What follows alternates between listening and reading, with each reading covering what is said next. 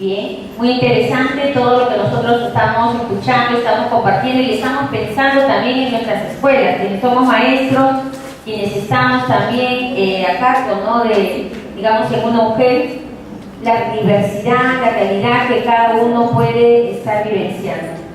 Bien. Nosotros, al comienzo, la pregunta nos decía los criterios para seleccionar el catálogo, ¿cierto?, de una biblioteca de aula o de la biblioteca de la escuela. Tomando en cuenta este catálogo que nos ha mostrado, era, por ejemplo, la diversidad de materiales. Pongámonos a pensar un poquito en nuestras escuelas. Elaboramos un documento, un instrumento que le decimos el catálogo de estos materiales. ¿Cómo se puede relacionar con el proyecto educativo institucional? Mirando básicamente las instituciones educativas, en vista que de todas maneras nosotros buscamos responder a una propuesta pedagógica y a veces nos movilizamos en esquemas, en documentos a presentar. Entonces, esta relación, ¿cuál sería?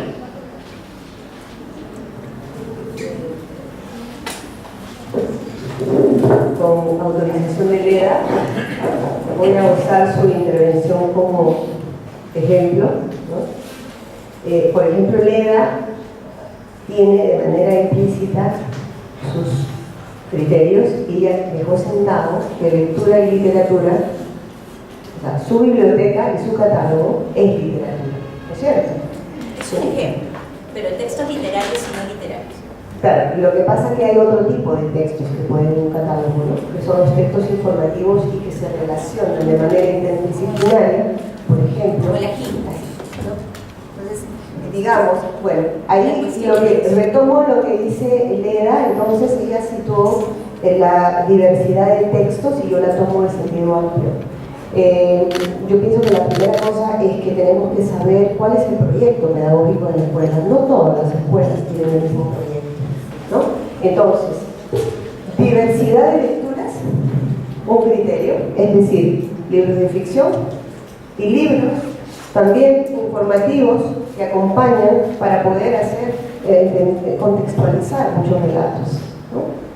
Tiene que haber. Segundo, el concepto de lectura y de soporte múltiple, ¿no? Hoy día no podemos pensar solamente en el soporte del libro, tenemos que empezar a considerar que tenemos que hacer dialogar los nuevos soportes de lectura. Pero si hablamos de las nuevas tecnologías, nosotros podríamos hablar también de aquellos soportes ancestrales de otras lecturas, ¿no?, que todavía ya no entendemos, ¿no?, que se cuentan en los mateurilados, qué principios están dentro de las telas shitivas, que se cuentan en las tablas de Sarwa, que cuentan los cinturones de Taquibe, qué calendario, qué se lee. Entonces, si nuestro proyecto educativo tiene en cuenta eso, tiene que haber también diversidad de soportes y diversidad en la literatura. Entonces, ahí podríamos discutir lo que es el tema de hitos en el país, que ya tuvieron la conferencia ayer, hitos regionales, hitos universales, y generalmente uno va a entrar en discusión con lo que se considera el canon literario, y el canon literario va a estar en relación con lo que es la crítica literaria, con lo que determina la universidad o la escuela, o sea, que tiene un punto de vista determinado que va a variar con el tiempo. Hay cosas que antes se valoraban, ahora ya no, antes que y al revés. Y luego, obviamente, de lo que dicta la esfera mediática y comercial. O sea, no podemos nosotros construir un catálogo siendo ingenuos. Nosotros vamos a construir primero qué quiere nuestra escuela, cuál es el proyecto educativo real nacional, y esto que hablamos de la lectura, de que todos somos brutos, ¿no? ¿Por qué cuando hablamos de un país tan rico como el nuestro en términos culturales, ¿no? En patrimonio inmaterial, porque resulta que cuando hablamos de nuestra educación, todos somos incultos, somos la última rueda del coche, deberíamos ser como Europa, como Estados Unidos. ¿Dónde está la ruptura? ¿De qué manera en ese catálogo nosotros podemos hacer dialogar todos estos soportes, estas tradiciones, estos contenidos? Porque nosotros no solamente somos ricos en la astronomía o en folclore, ¿no? Tenemos otro potencial que no estamos mirando por lo que se llama el pánico PISA, que lo menciona Tari Coral, una especialista en el Ministerio de Educación. Entonces, ¿dónde estamos mirando? Cómo nuestra biblioteca es ese espacio, ¿no?, que devuelve dignidad a nuestros maestros, ¿no? Cómo es un espacio donde esto que nos confunde tanto, todo lo que está sucediendo y que todo el mundo considera que no lo podemos resolver, ahí, a través de soportes diversos, de momentos que se instituyen, podemos empezar a ordenarnos y a construir. No sé si podía.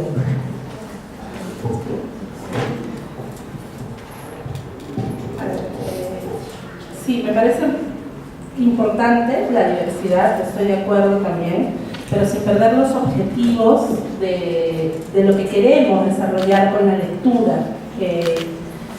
Por ejemplo, se habló del proyecto educativo institucional. En mi experiencia o en mi caso, el proyecto educativo institucional es que a través de la lectura se formen lectores competentes, que desarrollen un juicio crítico, y para eso entonces el catálogo de libros que yo necesito tiene que estar orientado a esos objetivos. Entonces es importante articular eso, ¿no? Estoy de acuerdo, tiene que haber diversidad, pero también es peligroso proponer diversidad si no tenemos el objetivo claro, porque entonces no desarrollamos una lectura adecuada, ¿no? Termina siendo todo muy diverso y termino tal vez abordando los libros con el mismo enfoque o sin enfoque, y termina siendo solo leer, solo por leer, por el simple gusto de leer, y no estoy teniendo el objetivo claro de qué es lo que estoy logrando con ello. Eso me hace recordar justamente el plan lector, ¿no? En el plan lector de los 12 libros por año, creo que ese objetivo no está del todo claro, y entonces se orienta en diversos colegios de diversas maneras, ¿no? Entonces, sí, yo apoyo la diversidad. Creo que tenemos los profesores la responsabilidad de elegir en diversos tipos de soportes, de diversas editoriales, de diversos países. O sea, hay mucho que elegir. Creo que es en esa diversidad uno de los principales problemas es quedarse solo con una propuesta. Un catálogo de libros debería de tener varias propuestas, no de solo una editorial, y disculpen las editoriales con esto, pero todas las editoriales tienen cosas muy buenas, y es nuestra responsabilidad elegir lo que nos va a servir para nuestro proyecto educativo institucional. Entonces, como les digo, si para mí yo lo que deseo es desarrollar una lectura competente, un juicio crítico, entonces mis objetivos van a estar orientados a este tipo de lecturas, a la selección de este tipo de lecturas que me proporcionen tal vez un discurso literario elevado, ¿no? Que me permita este discurso literario poder desarrollar actividades de valoración crítica, de valoración estética. Entonces, esos objetivos creo que es lo que no debemos perder en claro frente a esta diversidad. Sí, la diversidad es importante, pero con objetivos. ¿Me permite hablar? Sí. Bueno, podría decirnos, a ver, la pregunta es que queríamos al final, pero yo quería responderle a la señorita Sara Vela, que me dice de que su objetivo es que el alumno tenga juicio crítico y que todos los libros tienen que ser apuntados al juicio crítico. Yo difiero de eso y le digo de que la lectura, estoy de mutuo acuerdo con el señor Limache, la lectura debe ser netamente gusto y placer. Cuando el alumno ha leído por gusto y por placer y tiene el hábito lector, no va a tener necesidad de leer exclusivamente para tener el juicio crítico. El juicio va a venir solito, porque el gusto y el placer lo va a llevar a que escoja lo que él desea. Mi manera de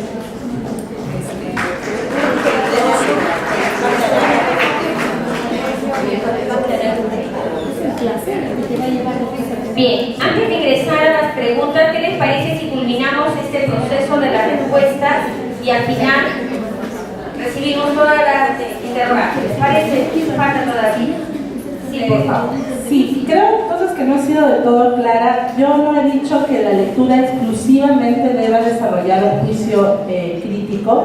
Lo que he querido decirles es que la lectura debe de tener diversos objetivos y que la diversidad en la selección de libros de mi catálogo debe responder a diversos objetivos.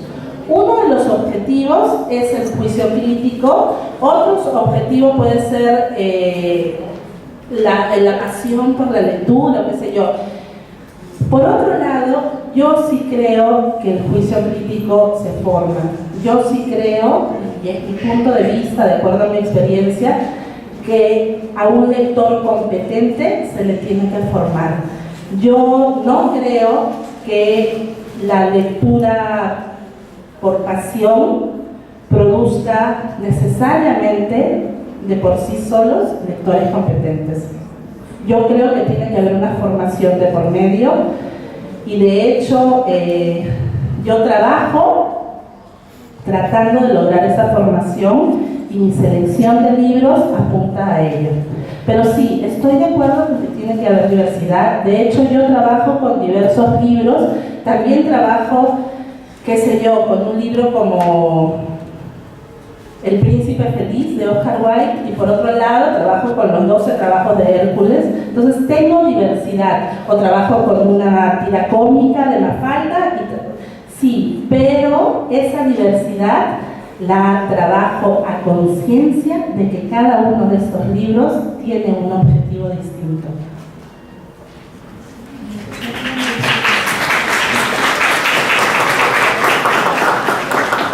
A mí me parece importante el alerta de Sara y yo quería acotar justamente en esta parte porque el alerta lo acojo y me parece muy bien. No se trata de leer por leer, no se trata digamos, de caer en el activismo. El propósito siempre es una brújula que un buen maestro, una buena maestra lo va a orientar y lo va a guiar, ¿no? Entonces, esa alerta me parece valiosísima y también coincido en que el lector no nace, se construye, ¿no? Se hace, ¿no? Y se hace, repito, por lo que hagamos en diferentes espacios, comunidad, hogar, escuela, ¿no? Es muy importante tener en cuenta eso.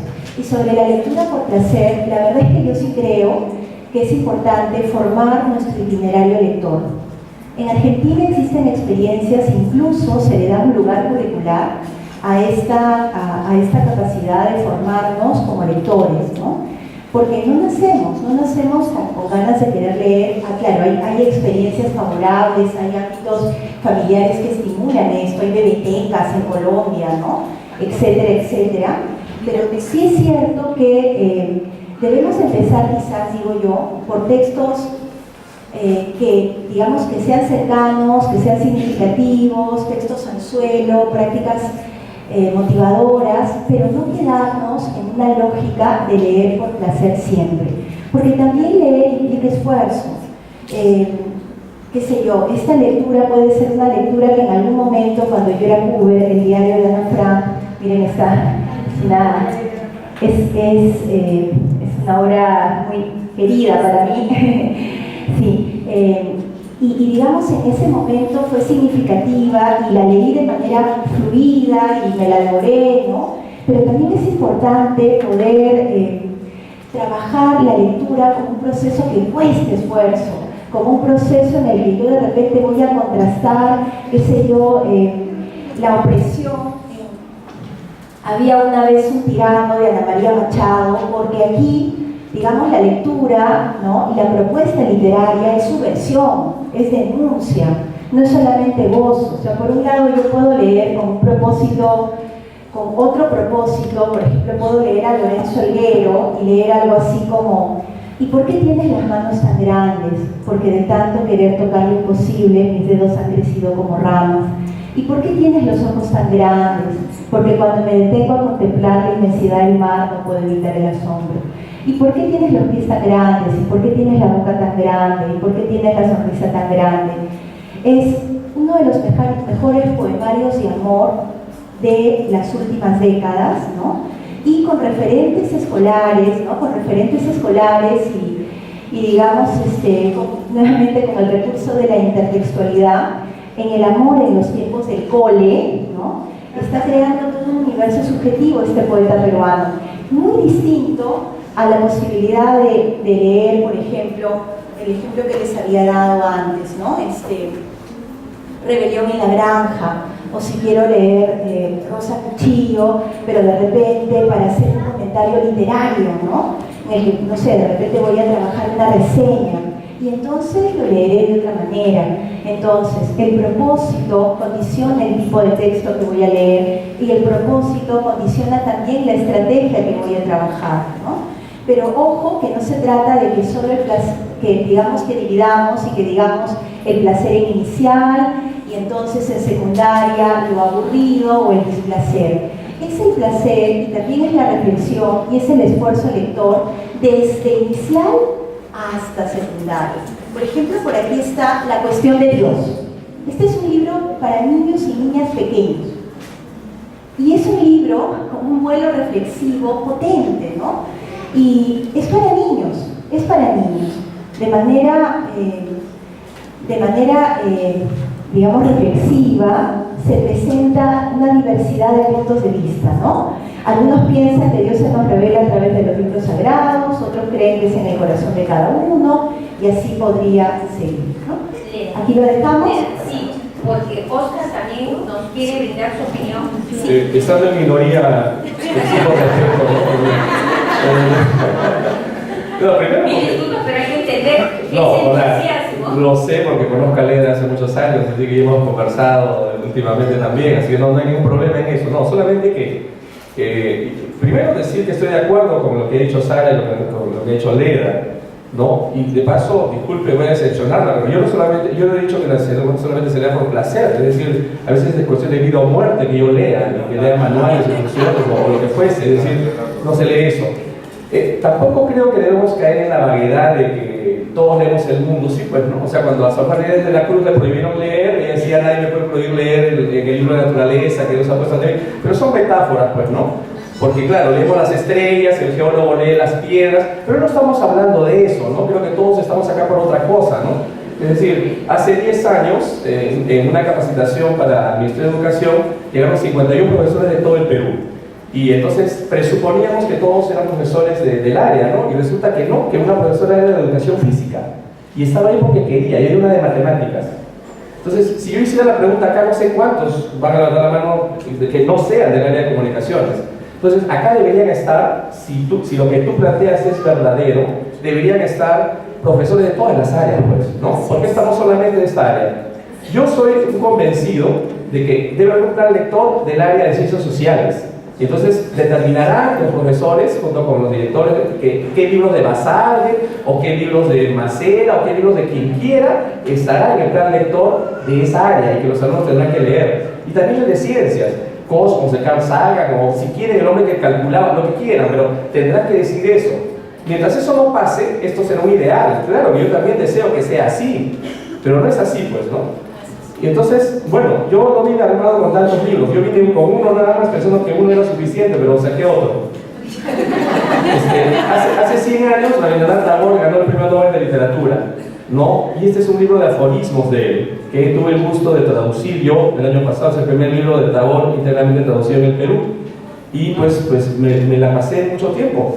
Y mientras escuchaba lo que escuchaba, me acordé de esto, el aforismo 75, que dice, leemos al mundo equivocadamente y luego decimos que nos engañan.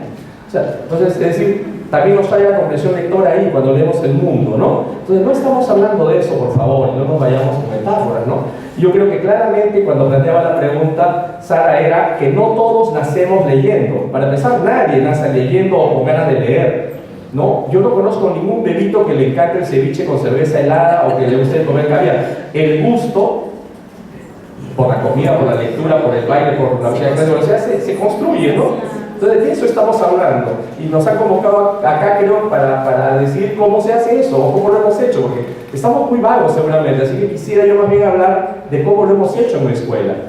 O sea, mejor dicho, pero sí, estoy convencido que sí, el placer debe regir todo esto. Y es verdad. Primero, los profesores que trabajan conmigo, primero tendría que decir que en mi escuela, y acá tengo colegas que han trabajado conmigo además y saben que, o sea, no me van a dejar mentir, primero, que existe horas de lectura en el horario. Es decir, así como hay álgebra y hay historia, la lectura es importante. No es como en la mayoría de colegios, anda, lee, no, porque ese es el problema, pues, ¿no?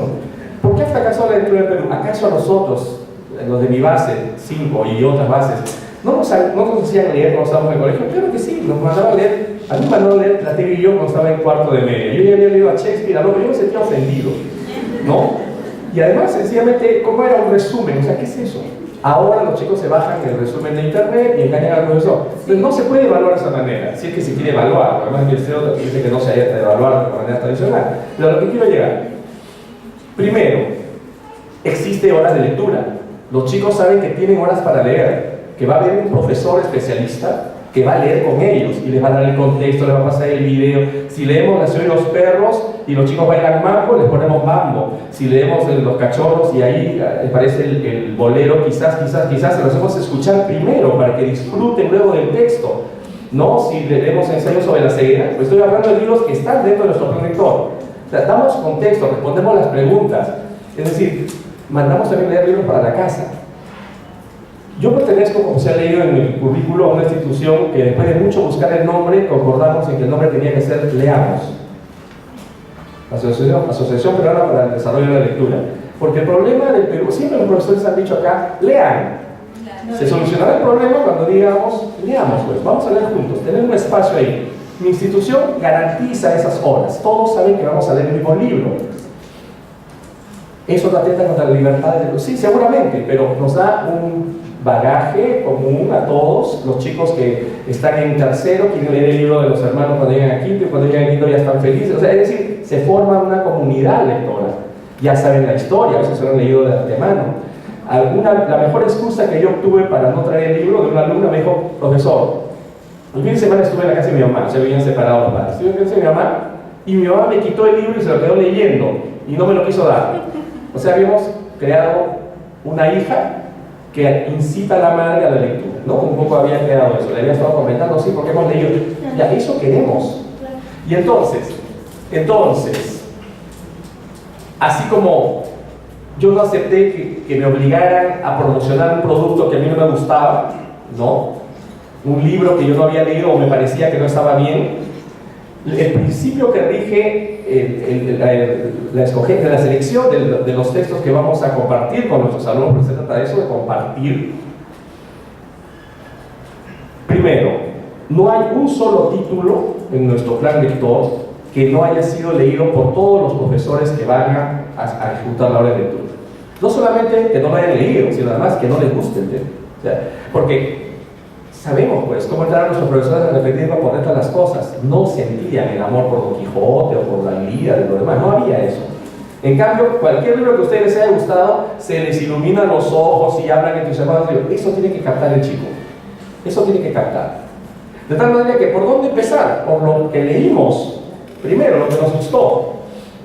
A ver, ¿qué me gustó leer cuando estaba yo en primero de media? Pues a mí no me mandaron a leer nada en primero de media. Entonces tengo que inventar qué leí, qué recordaba. Ya, lo pongo. Fallo, fracaso. Porque lo que me gustó a mí, no le gustó, ¿no? Ahora ya es de modé, ya está obsoleto, ya vieron la película, entonces ya no funciona. Y también tuvimos el negro de Ana Frank en el segundo y fracasó. Le gustaban las chicas, pero no los muchachos, me parecía aburrido. y ya comprenderás por qué. ¿No? Práctica letrada. O sea, pero ¿se entiende o no? O sea, el diario de una chica no les motivaba a los chicos, ¿no?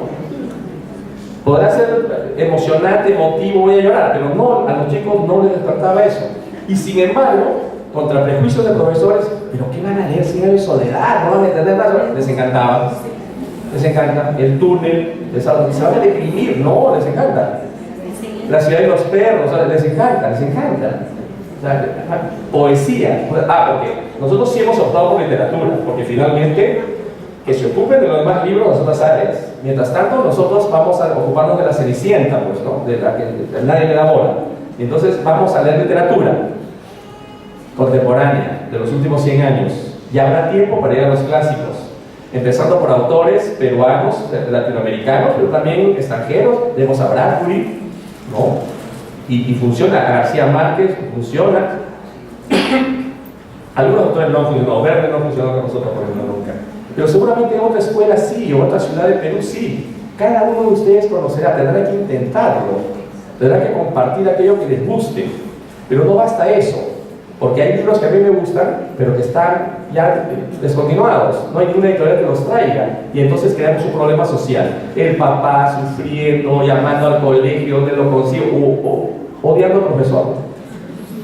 No, mi familia ya está escarmentada de cuántas menciones habrán recibido porque me echan la culpa de haber elegido un libro que ellos no van a encontrar. Entonces, ¿qué características es la pregunta? Primero, accesibilidad a la comprensión del chico, ¿no? La pertinencia, etc. Pero también accesibilidad económica.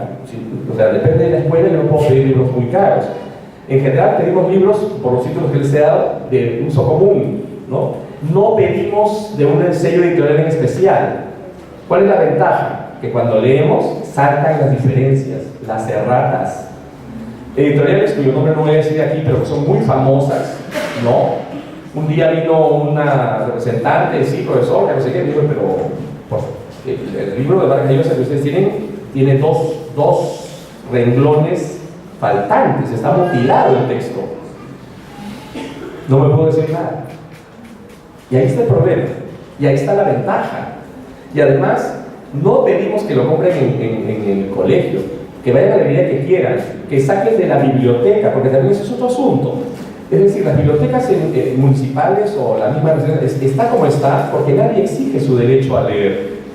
Si le hicieran una posta médica, protestarían. Hice el experimento en un pueblo llamado Quimaná, no sé si ustedes conocen, que Cañete, ¿no? Yo hice una capacitación ahí y yo hablaba 20 minutos y me miraban como si estuviera hablando chino. Y yo digo, ¿qué pasa? Profesor, es que usted nos habla de libros, pero acá no hay librerías.